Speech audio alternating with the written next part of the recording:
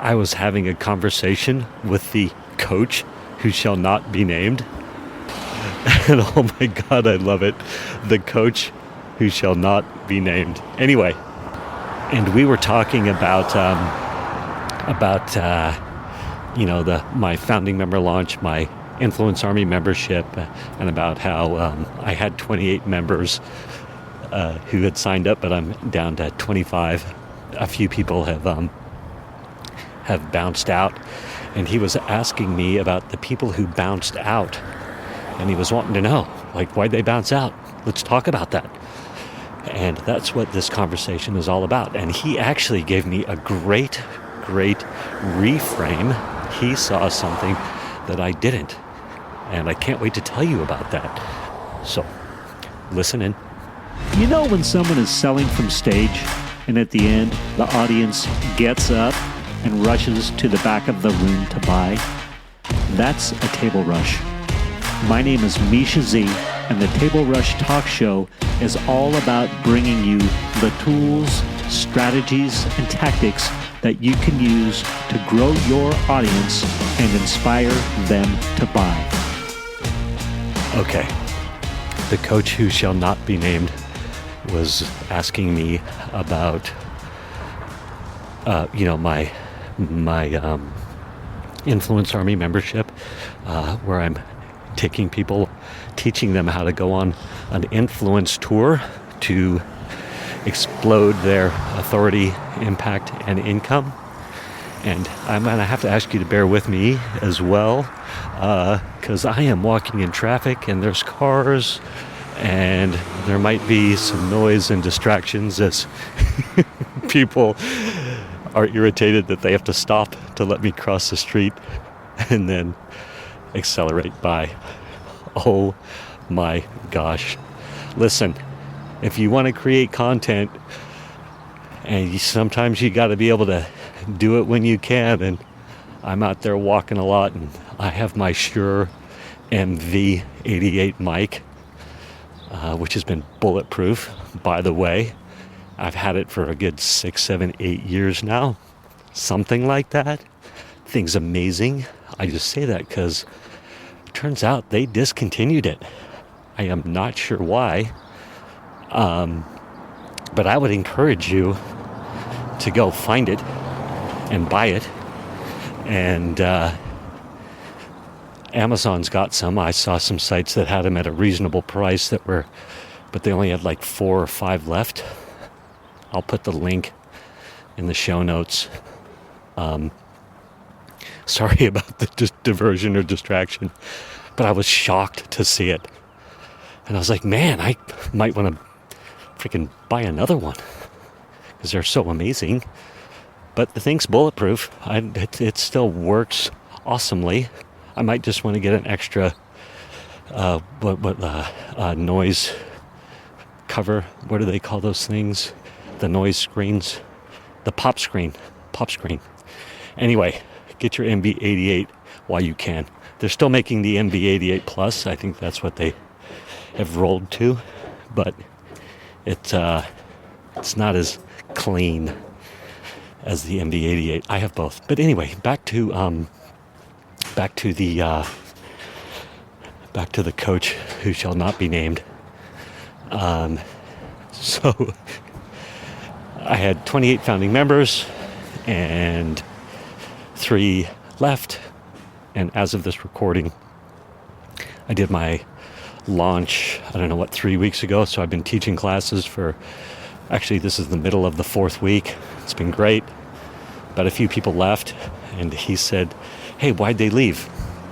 And if you listen to a few of my previous episodes over the last few weeks where I talk a lot about, my Influence Army membership, about influence tours, taking you on an influence tour, about founding members who joined, about founding members who left, I was saying, it seems like they're not a heart-centered entrepreneur after all.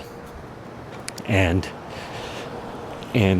what my coach who shall not be named said to me, which struck out at me so much, was he's like, hey, read the emails to me. Read me the correspondence. And again, I had been saying, yeah, they're not heart-centered entrepreneurs, which was kind of an aggressive stance for me to take, because I do think they are actually heart-centered entrepreneurs. And what he said struck me so much that I was going to go back, and I have a couple episodes that are scheduled to be published. I was going to go back and change them, because I was like, wait a minute, I saw this all wrong. They are heart-centered entrepreneurs. I need to go back and maybe edit these episodes before they published. And then I was thinking, well, you're pretty much 99.5% committed to publishing everything that you record. So that kind of goes against that. Just a hair. Just a little. I mean, it's all right. Something's got to be really bloody. A super open wound for me to decide not to publish it after all. But anyway, I was like, oh, I'll do a podcast episode on it. So here we are. So Vince, I'm reading him the emails. One person that left, they bounced right away. I sent the first email that was like, all right, get ready to work. Let's get after it. And they're like, yeah, I love what you're up to, but I'm super busy doing other things. Or they didn't even say that. They're just like, yeah, nope, not for me. I have no idea why. They're just like, yep, nope, not for me. Bought into the hype. I'm out. The other two people, however, they were all in on what I was doing, but they're like, hey, this group is not necessarily for me. The group of people that this cohort, right? And so and that's good. That's good. And why I say that is that I can target or create a cohort based of like-minded people like them. And that was sort of the big breakthrough. It's like, as I grow and expand, they both had a very similar characteristic, both very much heart-centered entrepreneurs, but they didn't necessarily fit a few of the other characteristics of this cohort. So guess what? Soon, I'll be like, heart-centered entrepreneurs who fit this metric. And oh my gosh, it will be amazing. There might be a chance where I get to see these two again. Or, worst case, oh my gosh, I learned so much from them. And it's like, hey, this is kind of how it works a little bit. If you see it, if you see what other people are doing other marketers, other successful, online digital marketers, they kind of adjust, tweak their audience, expand their audience, shift, bring in different people at different times, different cohorts, different strategic initiatives. So super exciting. He saw it plain as day, the coach who shall not be named. He's like, oh yeah, they just weren't a good fit for this current cohort. They're all in. They love what you're doing. It's just know that in the future, just keep that in mind, basically. And I was like, oh my goodness. Okay. I'm just thinking right now, how does that serve you? Let me think about that for a second. How does that help you? That helps you because as I've been niching down and calling out audiences and encouraging the people that are growing with me and the Influence Army to do the same thing, I keep on having these incredible awarenesses of, oh my gosh, can have so much tied into a certain audience, like a certain audience headline. Like it's mission critical. This has to work. This is it. This is for life. I can't believe I'm narrowing down like this. All the stuff that goes through the head, it's going to through our heads. It's going to limit me on and on, right? But that is not true.